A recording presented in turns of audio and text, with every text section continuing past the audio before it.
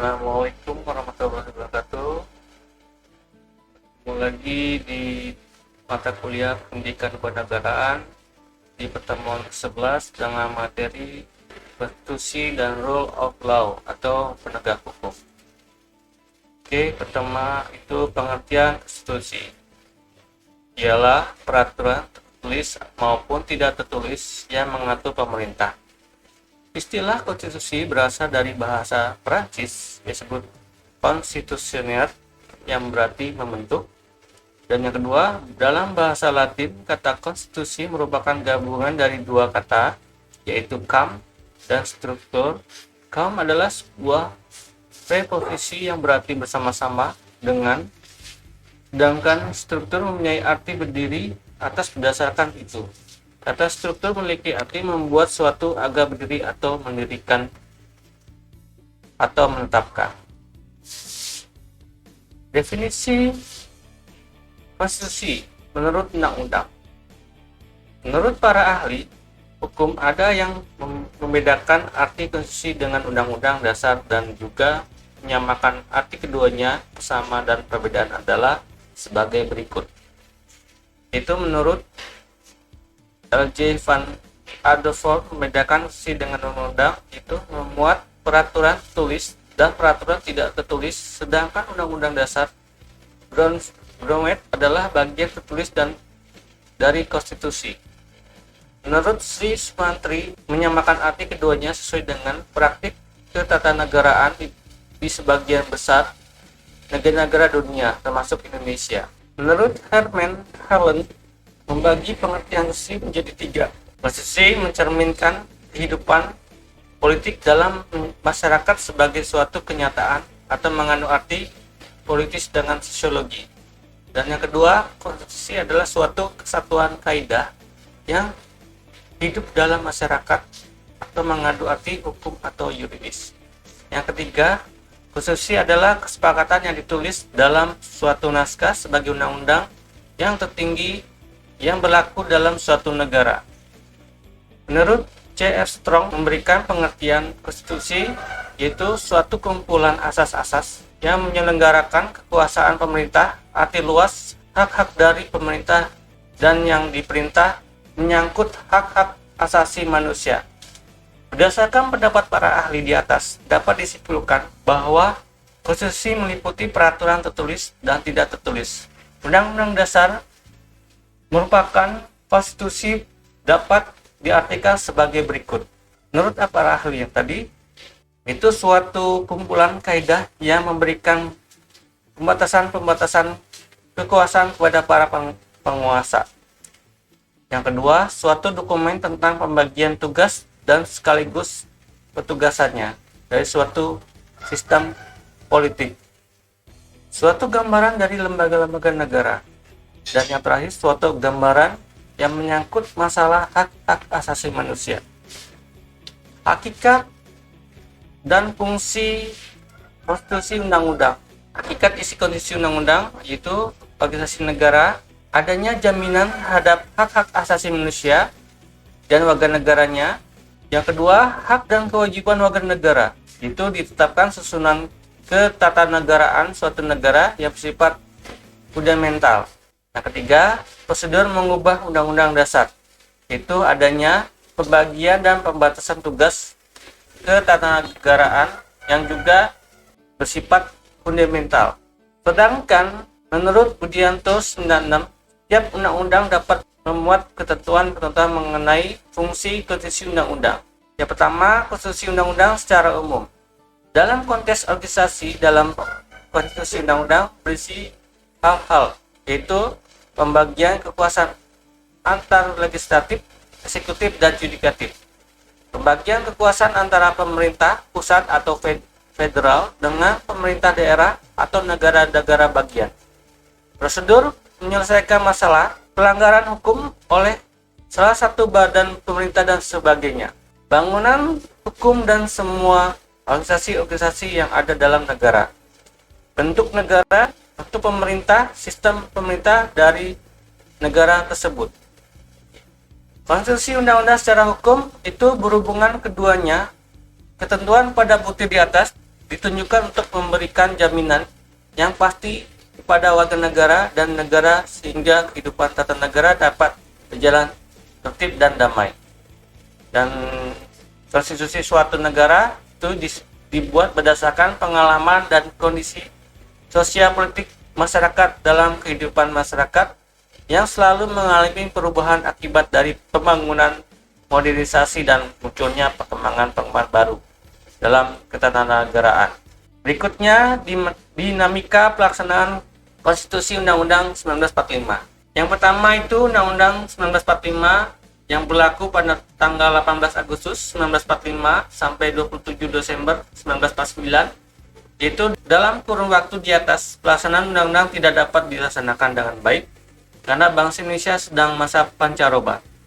Artinya dalam masa upaya membela dan mempertahankan kemerdekaan yang baru diproklamasikan, sedangkan pihak kolonial Belanda masih ingin menjajah kembali negara Indonesia. Yang kedua, Konstitusi RIS berlaku 27 Desember 1949 sampai 17 Agustus 1950. Rancangan konstitusi undang-undang ini disepakati bersama di negara Belanda antara wakil-wakil pemerintah RI dengan wakil-wakil pemerintah negara BFO, Benjing for Federal Overleg, yaitu negara-negara buatan Belanda di luar negara RI.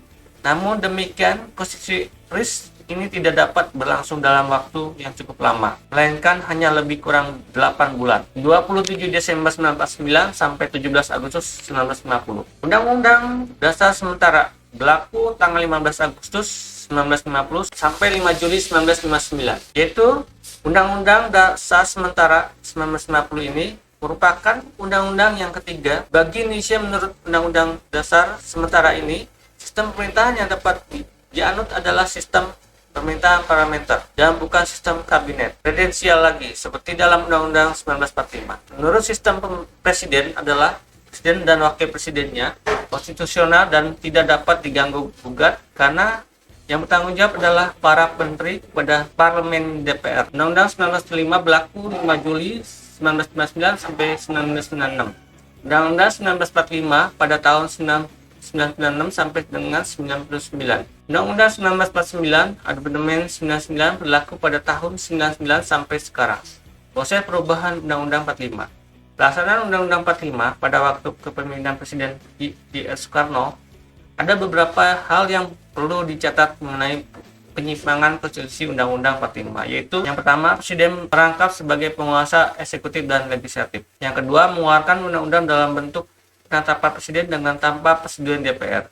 Yang ketiga, MPRS mengangkat presiden seumur hidup. Dan yang keempat, hak dan budget DPR tidak berjalan karena setelah tahun 1960 pemerintah tidak mengajukan RRU APBN untuk mendapatkan persetujuan DPR. Pemimpin lembaga-lembaga tertinggi dan tertinggi sebagai diangkat menjadi menteri-menteri negara dan presiden menjadi ketua DPA-nya. Institusi dan mekanisme pembuatan konstitusi Undang-Undang 1945, Undang-Undang, Perpu, PP, dan Perda. Institusi legislatif, yaitu lembaga yang bertugas untuk membuat konstitusi Undang-Undang 1945 dan peraturan perundang-undangan yang ada di bawahnya meliputi dua bagian, yaitu institusi lembaga badan legislatif atau DPR dan badan eksekutif atau presiden. Mekanisme amandemen konstitusi undang-undang dan pembuatan undang-undang, Perpu, PP, dan Perda. Proses pembuatan peraturan undang-undang di atas dapat dijelaskan sebagai berikut. Amandemen Konstitusi Undang-Undang 1945 sebagai usaha untuk membalikan kehidupan negara yang berkedaulatan Undang-Undang Dasar 1945. Salah satu aspirasi yang tergantung di dalam semangat reformasi adalah melakukan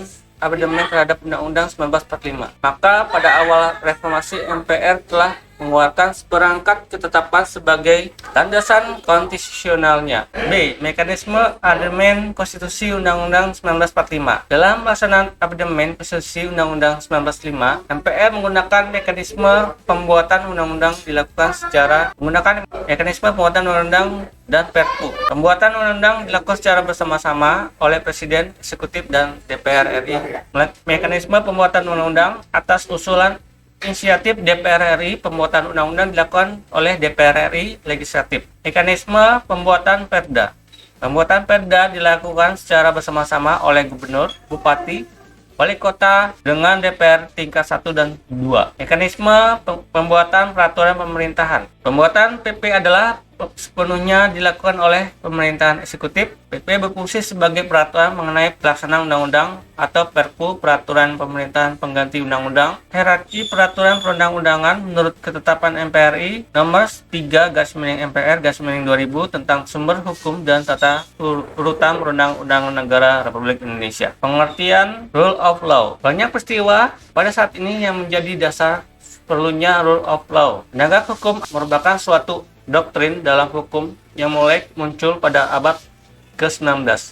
Bersama-sama kelahiran negara berdasarkan hukum, konstitusi, dan demokrasi, kehadiran rule of law boleh disebut sebagai reaksi atau koreksi terhadap negara-negara absolut. Kekuasaan di tangan penguasa yang telah berkembang sebelumnya. Rule of law merupakan suatu doktrin dalam hukum yang mulai muncul pada abad ke-19 bersama dengan kelahiran negara, konstitusi, dan demokrasi. Kehadirannya boleh disebut dengan reaksi dan koreksi terhadap negara absolut. Keadilan harus berlaku setiap orang. Oleh karena itu, lahirlah doktrin rule of law. Rule of law merupakan doktrin dengan semangat dan idealisme keadilan yang tinggi. Rule of law lahir dengan semangat yang tinggi bersama-sama dengan demokrasi parlemen dan lain-lain. Kemudian mengambil alih dinasti dan golongan-golongan seperti gereja, ningrat, prajurit, dan kerajaan. Pengertian rule of law. Rule of law menurut Friedman 1959 yaitu pengertian formal atau in the formal sense, yaitu organizes public power atau kekuatan umum yang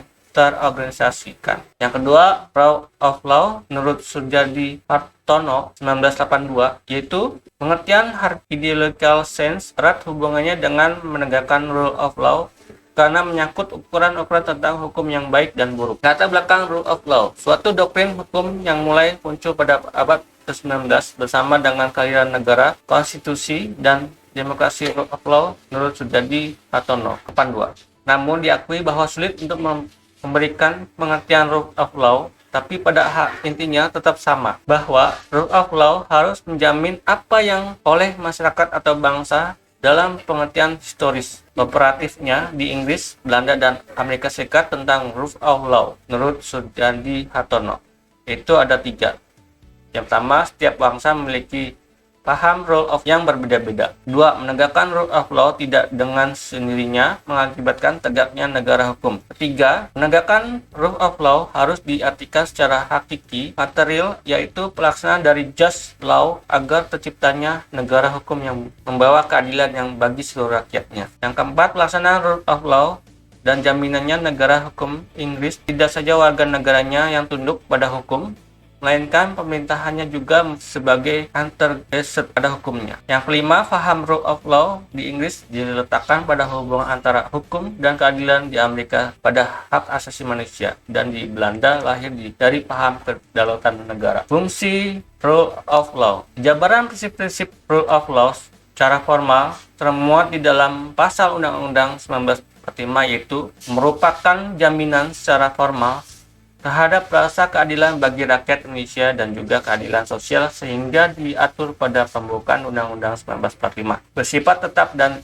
instruktif bagi pelaksanaan penyelenggaraan negara.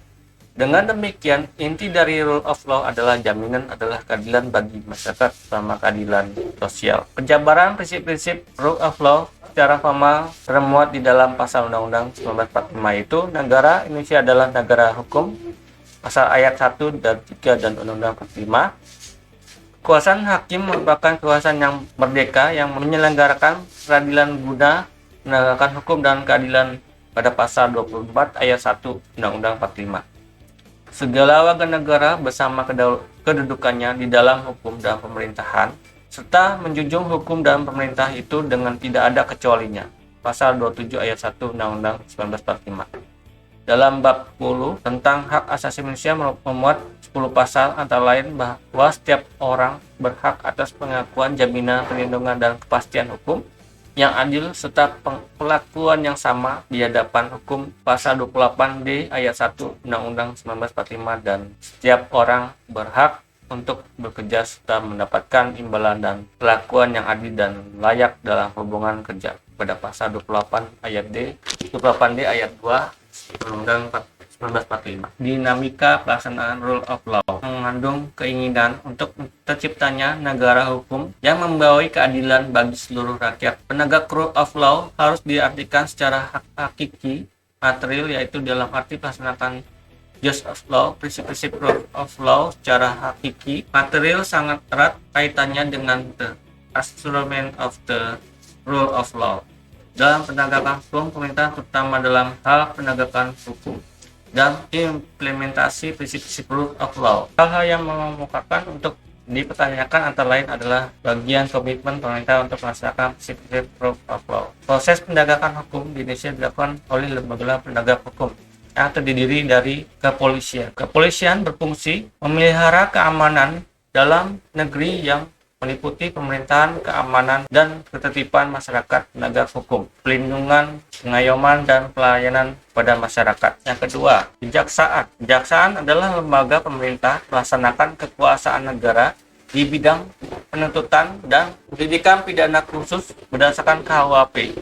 Pelaksanaan kekuasaan negara diselenggarakan oleh Kejaksaan Agung, yang Kejaksaan Agung berkedudukan di Ibu Kota Negara, Kejaksaan Tinggi berkedudukan di Ibu Kota Provinsi, dan Kejaksaan Negeri berkedudukan di Ibu Kota Kabupaten. Komisi Pemberantasan Korupsi KPK ditetapkan dengan Undang-Undang Nomor 20 Tahun 2002 dengan tujuan meningkatkan daya guna dan hasil guna terhadap pemberantasan tindak pidana korupsi. Tugas pokok KPK itu pertama, berkoordinasi dengan instansi lainnya yang berwenang melakukan pemberantasan tindak pidana korupsi. 2. Supervisi terhadap instansi yang berwenang melakukan pemberantasan tindak pidana korupsi. 3. Melakukan penyidikan dan penuntutan terhadap tindak pidana korupsi. 4. Melakukan tindakan-tindakan pencegahan tindak pidana korupsi. Dan kelima, melakukan monitoring terhadap penyelenggaraan pemerintahan negara. Wewenang KPK melakukan pengawasan, penelitian, penelaahan terhadap instansi yang menjalankan tugas dan wewenang dengan pemberantasan tindak korupsi. Kedua, mengambil alih penyelidikan dan penuntutan terhadap pelaku tindak korupsi yang sedang dilakukan oleh kepolisian dan kejaksaan. 3. Menetapkan sistem pelaporan dan kegiatan pemberantasan korupsi. 4. Meminta laporan instansi terkait mengenai pencegahan tindakan pidana korupsi. Dan yang kelima, hanya menangani perkara korupsi yang terjadi setelah Desember 2002. Pasal 2 ayat 2 Undang-Undang tentang Pemberantasan Tindak Pidana Korupsi dinyatakan bertentangan dengan Undang-Undang Dasar 1945. Artinya tindakan korupsi baru bisa dinyatakan melawan hukum jika memenuhi kaidah dan delik formal. 6. Peradilan tindak pidana korupsi tidak bisa berjalan dengan landas hukum Undang-Undang KPK. MK telah memutuskan bahwa Undang-Undang tentang Tipikor harus sudah selesai dalam waktu 3 tahun 2009. Jika tidak selesai, maka berada pengadilan Tipikor harus dinyatakan bubar serta merta dan kewenangan dikembalikan pada pengadilan umum. Dan yang terakhir, Badan Peradilan. Badan Peradilan terdiri dari Mahkamah Agung, merupakan puncak kekuasaan kehakiman Indonesia. Kewenangan MA berkewenangan mengadili pada tindakan kasus, menguji peraturan perundang-undangan di bawah undang-undang, dan mempunyai kewenangan lainnya yang berkaitan undang-undang. 2. Mengajukan 3 orang anggota hakim konstitusi. 3. Memberikan pertimbangan dalam hal presiden, memberikan gerasi dan habilitas. Oke. Selanjutnya itu bantuan hukum di Indonesia. Oke, kita simak bantuan hukum di Indonesia. Kita simak dengan pemaparan.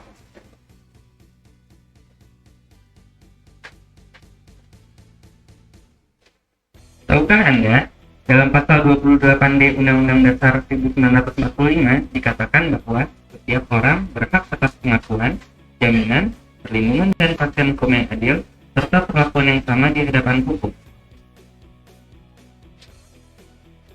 Hey, halo, apa kabar? Anda sudah baca itu tadi? Itu benar loh. Semua orang, termasuk kita, berhak mendapat perlakuan yang sama di hadapan hukum. Prinsip itu dipakai juga di beberapa undang-undang. Betul memang, kenyataan kadang tidak seindah harapan. Proses berperkara di pengadilan terasa sudah semakin jauh dari jangkauan masyarakat kurang mampu karena biaya perkara yang tinggi. Apalagi untuk mendapatkan jasa advokat sudah semakin mahal harganya. Jadi banyak orang menganggap pengadilan hanya milik mereka yang mampu dan proses berperkara di pengadilan semakin terasa menyeramkan. Istilahnya, orang seperti dibawa ke hutan dan ditinggal sendiri tanpa tahu apa yang akan dilakukan. Tapi tenang, sekarang ada sinar penerang yang memberi harapan dalam dunia hukum. Ini dia. Tanggal 30 Agustus 2010, Mahkamah Agung resmi mengesahkan SEMA nomor 10 tahun 2010 tentang pedoman pemberian bantuan. Pelaksanaannya dilakukan di semua pengadilan di Indonesia loh. Bahkan, Mahkamah Agung telah mengalokasikan dana lebih dari 40 miliar setiap tahun untuk fasilitas bantuan hukum ini. Wow. Tapi kan bantuan hukum bukan hal baru. Dulu sempat ada tapi sulit diakses dan lama-kelamaan fasilitasnya menghilang. Lalu, apa bedanya dengan bantuan hukum sekarang? Pos bantuan hukum atau pos bakum ini adalah kabar baik baru yang disambut dengan antusias. Sudah berfungsinya pos bakum menandakan akses terhadap keadilan meningkat, termasuk kesempatan yang merata ketika berhadapan dengan proses hukum. Pos bakum juga membantu masyarakat memperoleh kesadaran dan pengetahuan tentang hukum.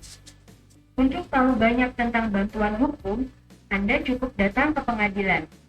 Di sana, sudah ada meja informasi dan pos bantuan hukum yang dapat diakses oleh siapa saja dan di pengadilan mana saja.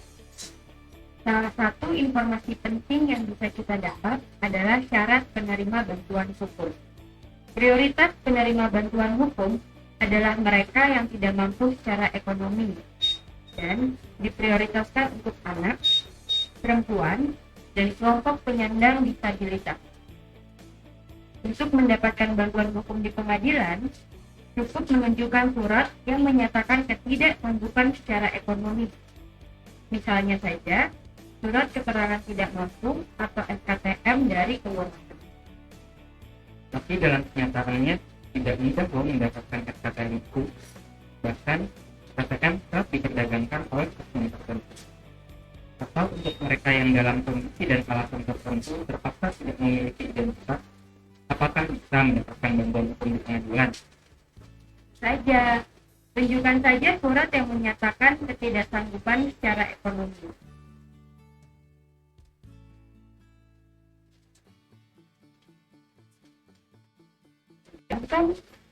Wow, hebat! Tapi jangan lupa, semua harus dilakukan dengan itikat baik ya. Karena apabila diketahui sang pemohon bantuan hukum tidak jujur, maka tidak ada ampun. Dia pun akan diproses secara hukum. Nah, untuk Anda yang membutuhkan fasilitas bantuan hukum, datang saja ke pos bakum. Di sana ada berbagai macam jasa cuma-cuma, seperti jasa pengisian formulir permohonan bantuan hukum, pembuatan dokumen hukum, sepertinya jawaban atas gugatan, pembelaan, dan surat permohonan. Ada juga konsultasi hukum dari advokat tiket yang tersedia, baik dalam perkara pidana maupun perkara perdata. Ini fasilitas bantuan hukum sudah lebih baik dengan syarat dan ketentuan yang mudah. Masyarakat kurang mampu tidak perlu khawatir lagi kalaupun harus berperkara di pengadilan.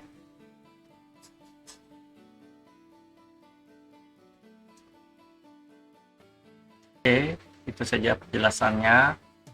Untuk pemahaman materi itu bahaslah pertama menyebutkan definisi dan pengertian konstitusi dan rule of law. Yang kedua, menguraikan fungsi konstitusi dan rule of law. Ketiga, menjelaskan perkembangan konstitusi di Indonesia, menjelaskan mekanisme pembuatan konstitusi dan undang-undang. 5, menjelaskan pengertian lembaga rule of law. Keenam, menjelaskan latar belakang rule of law. Yang ketujuh, menguraikan fungsi rule of law. Dan terakhir itu menjelaskan dinamika pelaksanaan rule of law. Oke, dalam kajian kasus untuk konstitusi dan rule of law, itu judulnya Manhood, bukan zamannya untuk membacking perlakuan ilegal. Dalam pembahasan kasus tersebut, gunakan pendekatan konstitusi dan rule of law, dan bagaimana seharusnya menegak hukum. Departemen Kehutanan, Kepolisian, Kejaksaan, dan Badan Peradilan harus bertindak, dan bagaimana agar kasus ini tidak berulang kembali. Bahas kasus ini dengan maraknya bencana banjir yang diakibatkan oleh penebangan hutan. Oke, ini nanti dibaca aja, saya nanti kasihkan materinya. Mohon maaf kalau ada salah kata. Akhir kata, assalamualaikum warahmatullahi wabarakatuh.